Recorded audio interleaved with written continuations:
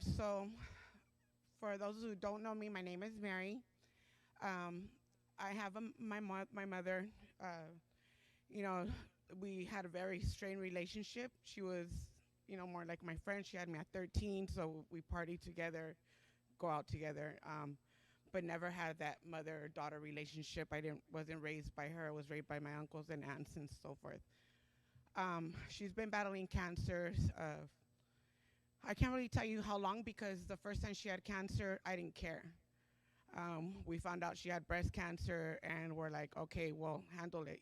Handle it yourself. You think you're tough. You did never needed us before, so she took care of herself, and she is in remission. And then a couple of years later, we find out that she has it again. By that time, I'm a little bit older. I have my girls, I have my children, and I think I'm in a good place. And so, throughout her cancer, we've we've been there. She calls us or texts us that she's in the hospital. We're like, okay, just call us when you get out. It's never been like a big deal.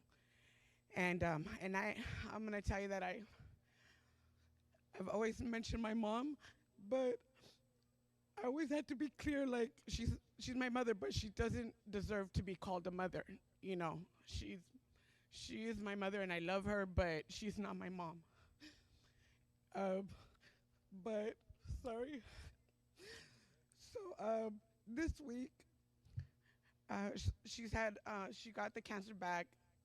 So I got out of work. I took care of her for a little while, and she had breast cancer. Now she has bone cancer.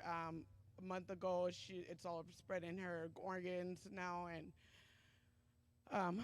we still, still like, what? I'm at peace. I've talked to my mom. I've made my mom confront um, the lies that were told to us when we were little.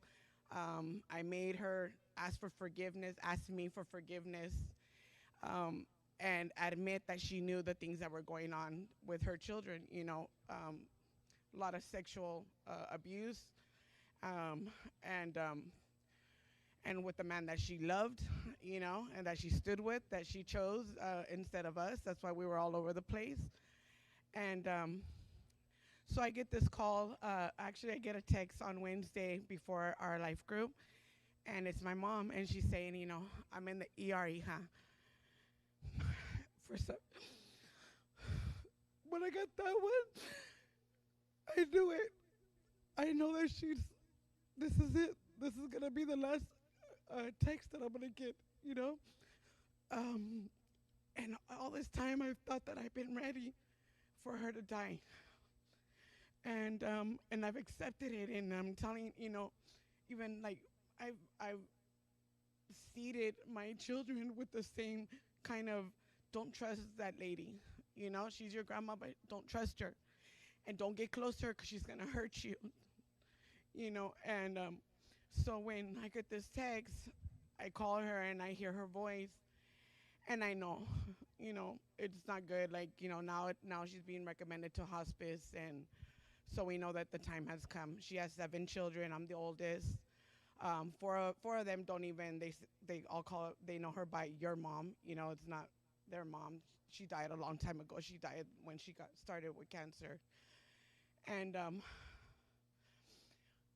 when I talked to her, I literally just felt like a little baby, and um, and I cried like kind of like probably like I'm crying right now, ugly cry, that ugly face, ugly sound like ogre type cry, and I just yelled like I'm sorry, mom, and she's like, yeah, it's okay, I was like, can I go see you? And she's like, no, you can't. Like, you can't come to the hospital. So we're like, I'm really stressing. My mind just is like, oh my God, my mom's alone. She's going to die alone. With all the big family that we have, she has 28 grandchildren. Um, you know, she was 26 when she had her first grandchild, which is mine. I had her at 17. And my mind is just that guilt. And I just started crying. And I'm asking God, like, man, I'm so weak and I'm such a hypocrite because I've been telling my brothers and sisters the same thing we've been laughing about my mom, like, you know what, like, yeah, your mom, this, all this crap. And and no, I need my mom. I realized that I c- she's not going to be on this earth, not even to be mad at anymore. And and then what? And I'm a mother. I made the same mistakes with my first two sons. They didn't grow up with a mother, from 8 to 6. They didn't have a mother. They had a good dad because I was so bad that I couldn't. And I used to tell my children, my boys, that I did that because I didn't want you to be dragged along with me. But the truth is, I was being selfish. I was running the streets. I was free of responsibilities and all that. So um, I sit here now, and my mom got to go home, so she's not gonna. We're not putting her in hospice. She wants to die at home, and my little brother's taking care of her. He lives with her, or she lives with him. And I go, and my brother's also one of those. We're all tough. We're all gangsters. We're all, you know, uh, just the no BS type people. Like we don't like to cry and all that stuff supposedly. Um, and I get there and I see this, like, my daughter's here. Like, I was expecting my brother to be like, oh, now you guys want to come when my mom's dying. Now you guys want to come. And instead, he was like just so happy to see us. And I just told my little brother, like, you're not alone. Like, I'm gonna be here. I'm gonna be here to what to take care of mom. And I was um, able to tell my mom that to ask for forgiveness, because I've expected her to forgive for me, for her to ask for forgiveness for all that she's done to me. But I was also a very bad child. Like, I was very rebellious. I was very angry with her, and I asked God to talk to me, and that's all He kept showing. Every time I close my eyes, I see a 13-year-old little girl having a baby, and she could have gave me away, because in the 70s, if you're not married, right away they want to take that child and adopt them, you have them adopted or whatever. And my grandma was like, no, mi negrita va a quedar. I'm the dark one. They're all light. And I thought about that. I said, you know what, Mom? You're 13 years old and you could have gave me away, but you didn't. You loved me that much, and you suffered all that you suffered for us. And through our selfishness and our blindness, we didn't see that. And not till I see my mom dying now, um, do I see her as a 13-year-old child trying to raise a child, and then by 21 raising 7 children on her own. You know, this is a human being. I seen my mom finally as a human being, not just my mom, as a human being that I would never ever wish anything upon, like that type of pain that we've caused her. I would never wish that upon anybody. So I was blessed to be able to ask her to please forgive me for what I did to her, the pain that I caused her. And she says, Mija, you know what? Even though you guys all talk bad of me, I was just so happy that you opened the door to me so I could see my grandchildren. And I think about it and I said, you know what, Mom, I'm sorry.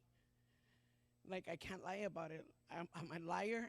I'm a hypocrite. I started realizing, and I text all my siblings, and kind of like spilled it out, like, hey, you know what, I was supporting all this that we were talking about mom, but mom's dying right now, like, she needs us.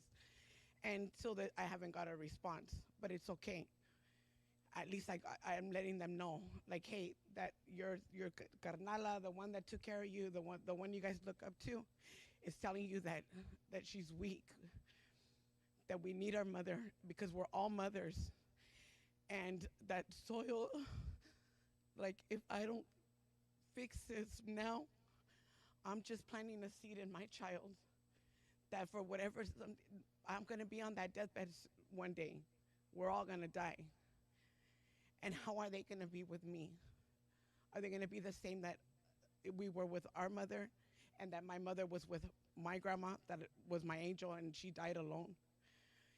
So the message right now is love your mom. I know most of us that we grew up in the barrio, we grew up with young mothers, and they allowed so much stuff to happen to us, and um, but look back and look at a 13-year-old or look at a 17-year-old and look at it and think like, wow, that person, that was my mom with like 5 kids by then.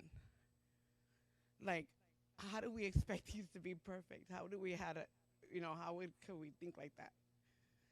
So again, I'm sure that later on I'm gonna just have this great thing. I have great things going on. I have my oldest son is 30. He's gonna be 31. I had him at 17, and I called him to let him know, Grandma, this is a real thing, because Grandma always drama, a lot of drama, attention, stuff like that. So I was like, this one's real, if you guys want to come see her, come see her. And I've never talked to my 30-year-old about what happened. And he tells me, you know what, Mama, I seen your testimony, and I forgive you. I have no animosity against you. He said, mijo, I don't want us to go through what they're going through right now.